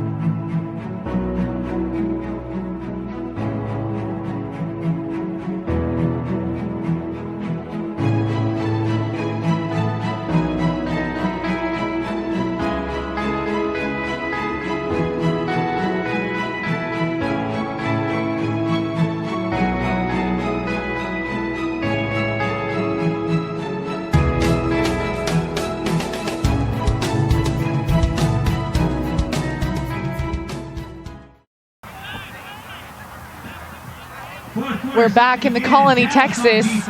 1 quarter left of play to go. Dallas starting on defense. Matt Bennett with the pull. Nashville setting up in the side stack. Centering it.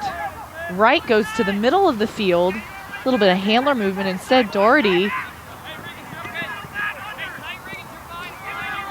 sees Lindsay in the center of the field. Lindsay looking for the dump, has that little pizza box pass there. Inside flick. Nashville working it across the field. The backhand break to Wright. Nashville starts the 4th quarter with a score. It's good execution all across the field. Swinging over to the 4 side, ended up before 2-3 stall counts when you had the disc on the sideline, looking for a break mark. Found a guy that got poached, and he was open underneath. Totally capitalized, break from there. That was Jake Wright's 5th goal of the game tonight for Nashville. He's definitely been a generator for them, both intensity and just actual objective points on the board. Woohoo! No. So that was just a 30-second long point there. Pretty quick score there for Nashville. So now they will pull to the Dallas O-line. Dallas still up by 5.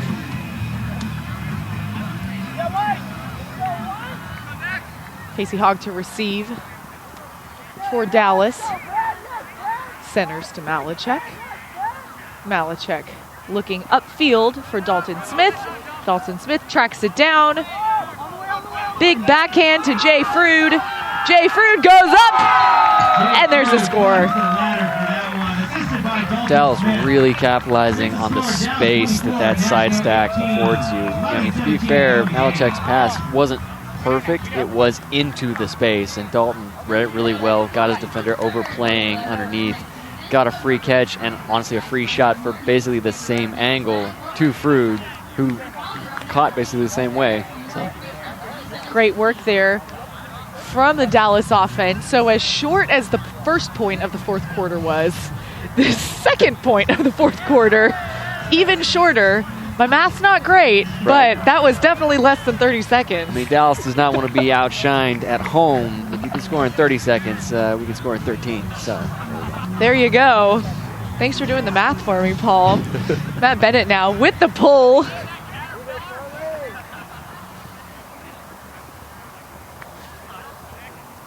Bro centers to Gollin. Back to Bro.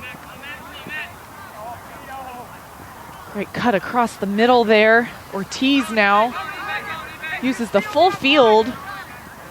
Finds Snook. Snook now centers, not really centers, but back to Doherty. Doherty now to Slater. Slater back to Doherty. Doherty, that hammer once again. And Zach Riggins a little too early. Ortiz with the score. Yeah, I mean, Zach Riggins playing aggressive there, trying to like make the offensive player have to pay attention to see where it's going. But Dallas getting a bit lulled to sleep in terms of like putting pressure on the resets and making those dumps and break mark throws difficult for Nashville. Nashville having an easy time just kicking out to the force side, and then when their play initiates, Dallas is playing off of it, and they're getting 2, 3, 4 throws in a row to get over on the break side and capitalize as a result.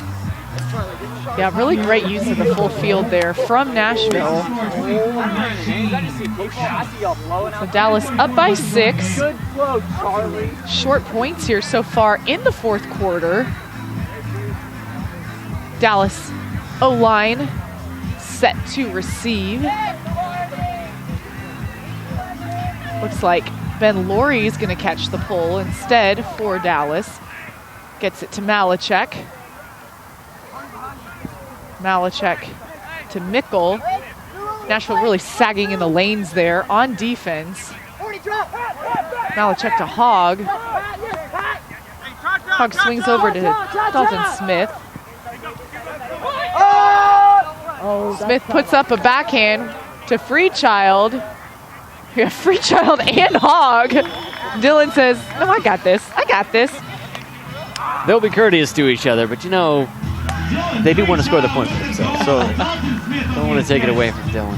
Nashville getting caught again. They did their junk zone look, cutting off a lot of initiations, but they lost a guy in the back again.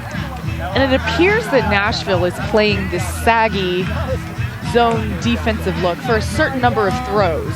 Then they kind of shift into a one-on-one coverage situation, but then that's where it seems like maybe somebody's not picking up their person. Yeah, eventually it does have to break down to find your guy, and if the guy's already snuck behind your zone spacing, it's difficult to find, okay, where is he on the field right now? Why, oh gosh, why is nobody covering him? Dylan Freechild, too, with that reception, his 6th goal of the game. Bennett with that big pull.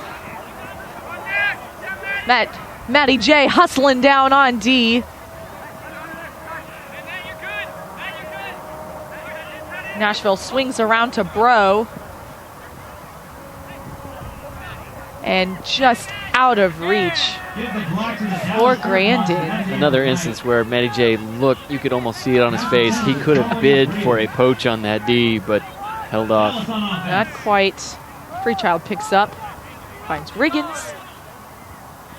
Riggins back to Freechild. Freechild with the flick fake ends up little Bennett Freechild give and go. Bennett clears. So Matt Jackson with the score with that pancake catch. Just one of those lesser known skills as a thrower. Dylan Freechild right there. Often enough people don't talk about your fakes, and it doesn't necessarily have to be you swinging your arm wildly to make a defense think that you're throwing a deep shot. He points over the top. Babe Ruth points out, oh, the guy back there. Defense shifts over thinking, well, obviously there's somebody there, when really Matt Jackson was going to be open in the front corner. Great cut by Matt Jackson to that front cone. That brings it to Dallas 26, Nashville 19, 9:34 left to play in the game. Ben Laurie to pull for Dallas.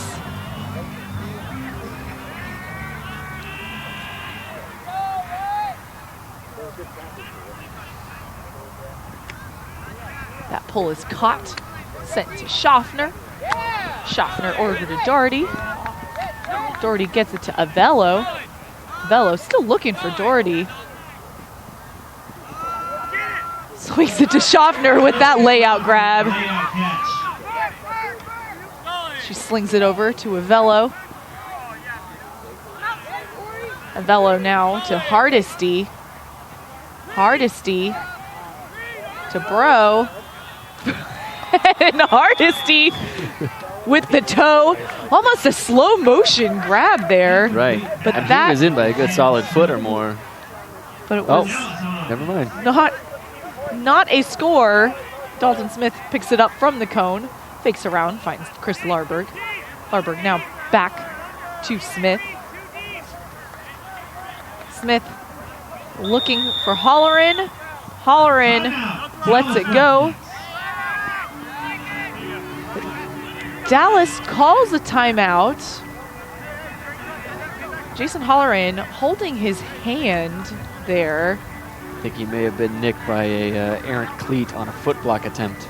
Ouch. So the disc will be before that huck went up, before that reception, when Holleran had the disc. That is when the timeout was called. 8:35 remaining. Some substitutions. Mickle coming on the field for Dallas. Yes. As well as Bennett. Generally switching in a more thrower-centric line, especially when you're going to be starting in a corner that is the end zone you're defending. One thing definitely need to point out about Nashville's offense there. Maybe they got a little hasty at the end, had a bit of an errant throw, but again, their red zone offense doing extremely well, and Jesse Schaffner saving that swing pass back into dump space. I've heard it said a few different times that as far as your offense is concerned, the buck stops at your handlers, and she's been a very good foundation for their handler line right there. If the throw into the dump space is a little far, maybe not perfect, gets caught in the wind, she is going to recover for them and get them set up right. Great extension from Schaffner there. Bennett now to pick up the disc for Dallas, coming in from the timeout. Dallas set up in kind of a horizontal stack, flooding this break side. They're flooding this near sideline. Laurie comes in, then goes out. But Ortiz with that heads-up D gets the interception. Now Phillipson gets that off of the sideline. Little give and go there. Reed Bacon on the mark. Around to Doherty. Now to Ortiz. Ortiz then with the IO flick, looking for Wright in the end zone. Wright snatches that out of the air. And Wright making a good cut into open space at the right time. It's just really hard to keep track of that guy. Throw hung up a little bit, but he had 5-7 yards of open space and just caught it pretty easy. Your Roughnecks are back in action next week. Great defensive intensity there from Nashville to get that interception. And then they've had such good patience in the red zone.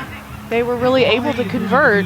Yeah, again, I believe the D was made by a player not guarding the intended receiver for the pass. They flooded a bunch of defenders into the space. Bennett looked at his dump, keyed in on him too much, didn't realize that there were defenders poaching into the space, and Nashville, being heads up, playing positional, caught Dallas off guard again.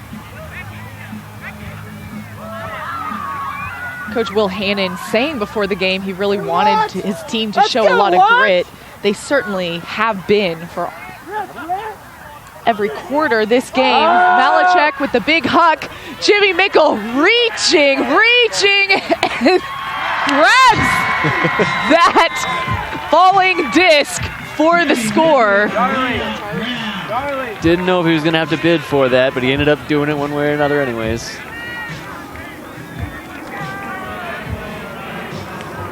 Malachek, talk about throwing that up there, and Mickle with that crazy closing speed. You could see on his face that he was determined to make that catch. I mean, when it comes out of Malachek's hands, especially that's a downwind throw, Jimmy knows you're going to have to book it as best you possibly can if you have any chance of catching up to that disc. That's why you do your track workouts, people. And such coordination, too, to be able to make that low grab in stride as well. 7:49 left in the fourth. Dallas up by 7. Coach Pat Eberly. Yeah, Barney, you like that quick one? down on the pole. Hardesty swings it up. Riggins goes up too high. There's a tip. Doherty thinks he might be able to get it on the second attempt. No dice. Bennett now walking it up to the goal line for Dallas. Scuba over the top to Larberg. Larberg's like, yep, I've seen this before. He goes upfield to Bacon. Bacon to Eberly. Eberly gets tripped up. A little tangled feet there. No call. Unfortunate.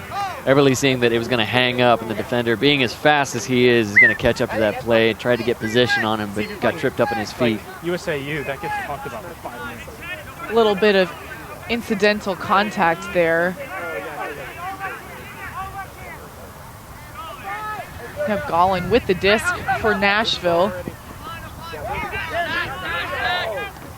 Now Doherty bobbles but catches it. Around to Schaffner. Just out of the reach. Another one of those directly over her head, but that one was coming in sharp, so it was going to drop faster and just really difficult to actually get your head turned the right way and make that grab. Now Dallas inside half field. Swings around to Riggins. Riggins with that floaty backhand in the air. Chris Larberg keeps continuing with the bobble and the catch. Looks for the reset, and Bennett. Bennett now with the backhand to Reed Bacon for the score. Chris Larberg almost notorious at this point for that second effort grab. It's one of those guys you can't just see it bounce off his hand. He bobbles the catch and whatnot and just think, oh, okay, good. We're going to play offense now. He's obviously turned it over. Chris Larberg will absolutely take the second effort and save that catch. And he's certainly kept with it. So crucial in those kind of crowded situations there.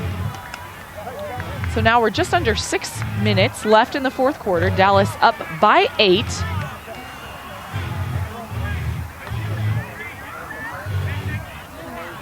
Matt Bennett to pull for Dallas.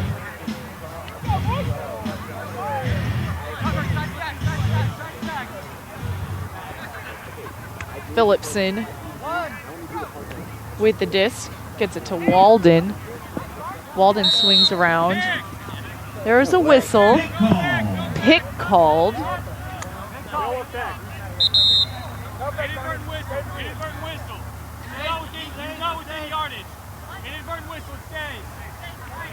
Actually was an inadvertent whistle, so the disc will stay with Barnhart.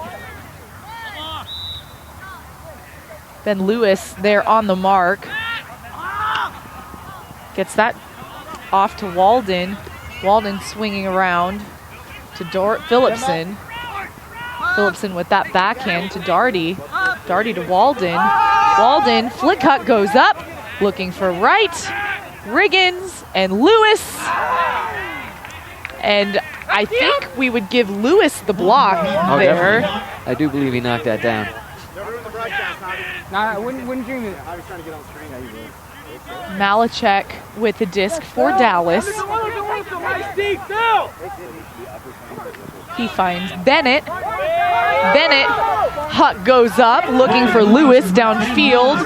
Lewis reading it, gets that grab, and finds a continuing Hogg for the score. Not the first time this evening that Casey Hogg has been in prime position for that continuation goal. And Lewis on both sides of the disc, getting a good clap catch on that one with an excellent read. So what would you say? Ben Lewis didn't quite get the bookends because he got the assist there.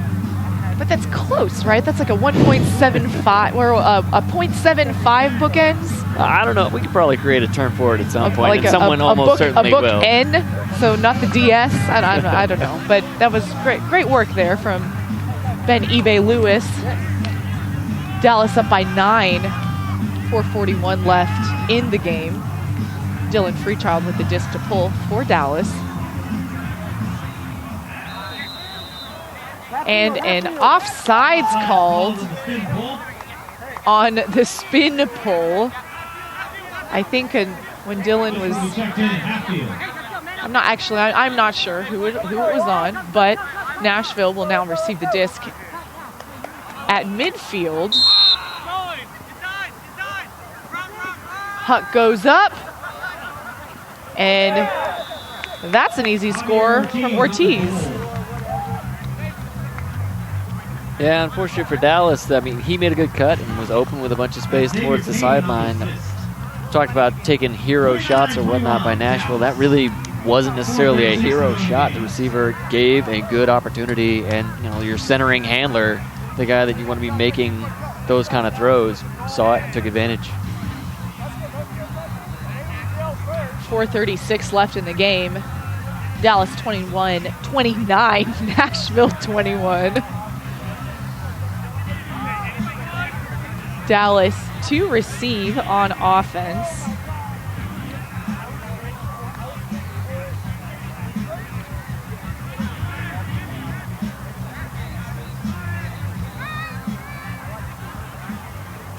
Big pull goes up.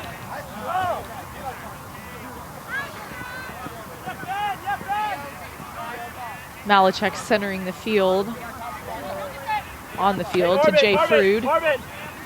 Frood now with the fake, centers it back to Malachek. Malachek to Hogg, Hogg over to Smith. Smith puts up a bit of a hospital pass, can't get there to Freechild. Excellent position defense by the defender, cutting off Freechild's opportunities to get to the disc.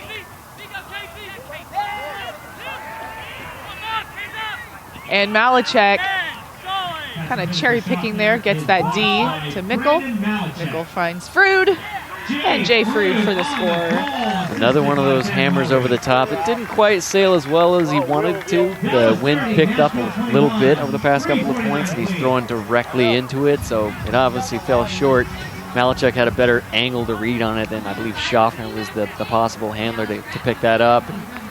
You can't just give Brandon Malachek the disc 2 yards from the goal or whatnot. People are going to take advantage. So definitely. So now 3:49 left. Dallas 30, Nashville 21. That was Jay Frood's 7th goal of the game. I think we're going to go ahead and call it that Jay Frood is our player of the game this week. I would absolutely agree with that. Definitely making plays over the top of people, saving passes when his teammates were double teamed, and coming up with Ds that nobody really expected him to. Surely not Nashville. What is he? What is he not? So Nashville will take it at the brick mark. Double teamed there. Fakes the hammer. Walden fakes the hammer. Gets the big flick Huck. Bennett on defense. And Bennett with the block. Pass intended for Avello. Bennett doing a very good job of making sure the receiver knew he was there. He didn't push the receiver or whatnot and made a good leap over the top, but the defender or the offensive player knew Bennett was there to make the play. Bennett now in the corner, puts up a big backhand hook. Reed Bacon in the backfield, trying to track that down. He catches it right outside the end zone, throws it to Chris Larberg, and Larberg with the score. There is a Nashville player down on the field after that play. Dallas takes it to a 10-point lead. They're 31 to Nashville's 21. It was Walden down, but he a little shaky, but does get up and is walking off the field. Not exactly certain how he possibly could have hurt himself on that play. Maybe taking a bid, trying to block Bacon's throw over to Larberg and just had a poor landing. Got the wind knocked out of him or something. But seems to be doing all right now.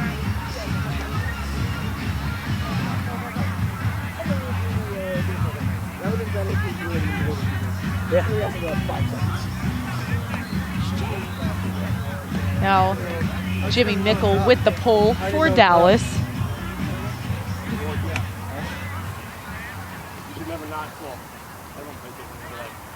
Lots of hang time there to Payne. Payne fakes the huck, ends up dumping it to Bro. Back to Payne, to On. Yes, Javi. On with a pivot around to Payne.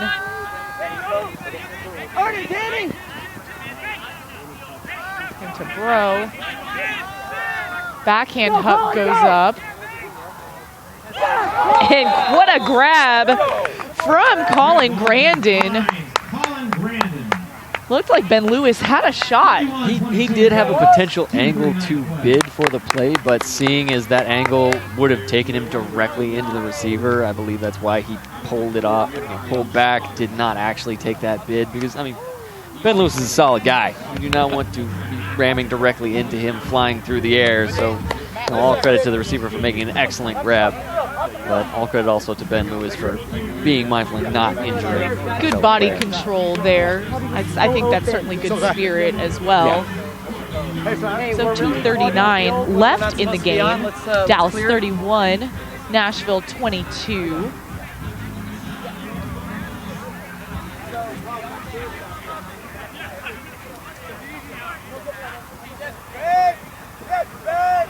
Casey Hogg catches the pull. Casey centers it to Malachek. Not really centers, but gets it to Malachek. Back to Hogg. Over to Dalton Smith. Smith now sees Frood. Back to Smith. Looking for that upfield cut.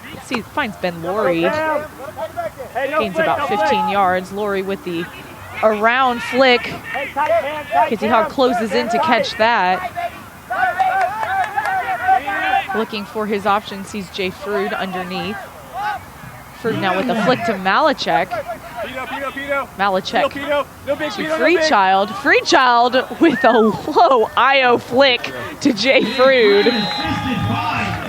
And our player of the game with his 8th goal of the game. Rightly deserved player of the game. He definitely created, I mean, he had another 15, 20 yards of space to the sideline and another 10 to 15 yards to the back of the end zone, giving Freechild all kinds of space to throw to. Freechild's very good at finding the spot that he needs to hit on that inside-out flick, but Frood definitely gave him all kinds of opportunity.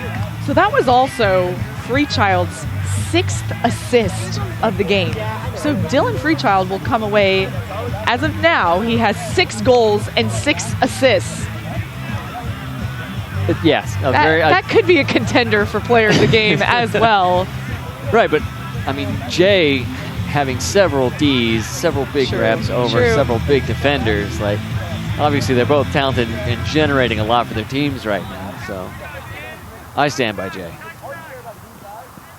I think we made a good decision there. We're under 2 minutes left in the game. Nashville finds Barnhart.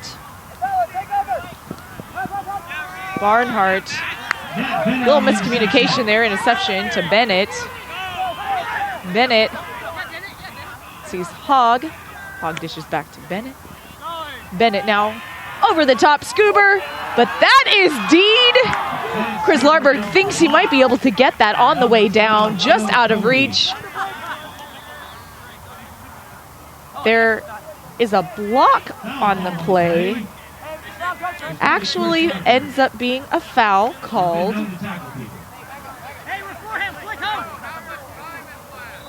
So now Darty will take it 10 yards up.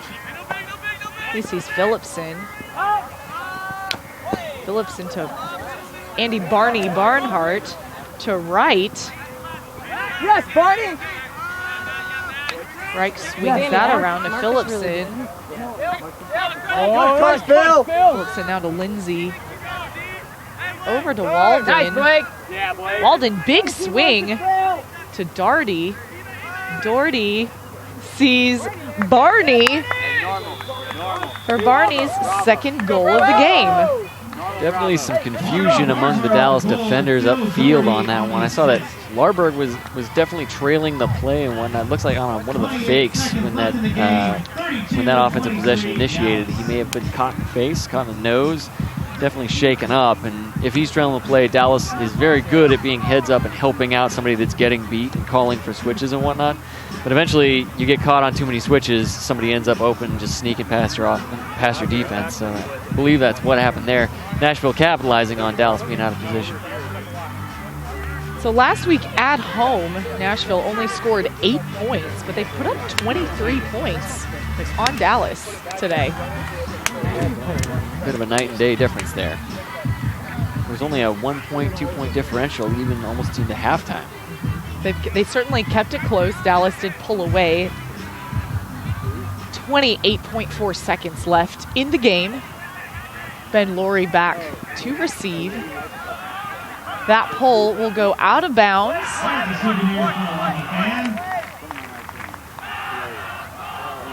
Malachek now to take the disc from the brick mark. Dallas setting up in a vertical stack. Casey Hagen, Malachek back, and then in the handler set, Ben Laurie setting the stack in the 1. Looks like a played call. Laurie goes deep from the 1 spot. Mickle came under from the 5. Fake deep, finds Jay instead, Fruit instead. Fruit now swinging off the line to Mickle. Mickle to Freechild. Freechild with that sliding grab to Laurie. 5 seconds in the game. Mickle Malachek, hammer over the top. As time expires, there's the block. Your final score is Dallas 32, Nashville 23. A 9-point differential at the end of the game when it was almost tied at halftime. I mean, one thing that can be definitely said about Dallas, maybe they weren't necessarily happy about the start of the game, but Dallas finishes games. And they definitely did it in the 4th. They started to do it in the 3rd. They're very good at finishing games. Dallas will go on the road next week. They are going to be in Jacksonville on Friday and then play Raleigh on Saturday. So what is their key there on the road with 2 tough matchups? Yeah, I do believe that, Dallas is very aware that going into Jacksonville first and then playing Raleigh second, those are 2 very, very talented teams, very athletic teams, and Jacksonville being a very physical team, right? And they're the team you play first. It's going to definitely be a strain on Dallas, strain on their roster, strain on their fatigue that they pull through that weekend, and especially coming out against Nashville tonight and not necessarily having a game that you were as satisfied with as you want to be. It's going to be definitely a week of reset, refocus, and get ready for the upcoming weekend. So our next home game is going to be May 21st here at home. Dallas is playing Atlanta. So we hope you join us here at the 5-Star Colony Sports Complex for that home game. Next week they will be on the road, so be sure to check out our social media channels and those respective live streams. So Paul, if you are Dallas, they came out to a little bit of a flat start, but how do you think then they really kind of put the pieces together to be able to win by 9 by the end? They've done it before this season, and they've talked about it themselves that during a halftime they'll bring everybody in, focus down, be like, okay, here are the things that we need to be working on, here are the things that we've tried that haven't worked, and here are the things that we can consequently get better at for the rest of the game. They fix some of the mistakes, they start looking at things, they get focused on what they can capitalize on, and they score and they win the game. As also about Nashville, we talked about grit and playing through the entire game. Nashville had all kinds of grit for the first 2-3 quarters. Holding that out for the entirety of the game is one of the challenges that teams have to overcome in order to beat this Dallas team. Definitely. So be sure to check out our social media channels on Facebook.